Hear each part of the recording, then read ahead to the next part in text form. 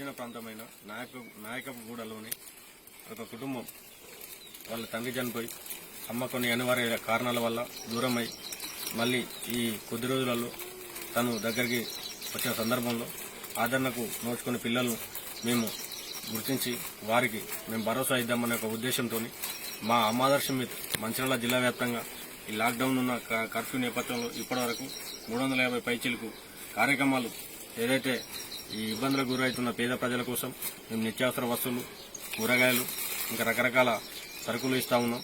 అందులో భాగంగానే మేము ఇక్కడికి పలువురు పెద్ద మనుషుల ద్వారా పేపర్ల ద్వారా చూసి కథనానికి చెల్లించి ఇక్కడికి మేము నాయకపుగూడకు వచ్చి ఎవరైతే ఆదరణకు నోచుకుని పిల్లలైతే ఉన్నారో ఆ పిల్లలకు మేము ఈరోజు నిత్యావసర వస్తువులు, బియ్యము, కూరగాయలు, వారికి బట్టలు కూడా 7 జతల బట్టలు కూడా ఇవ్వడం జరిగింది.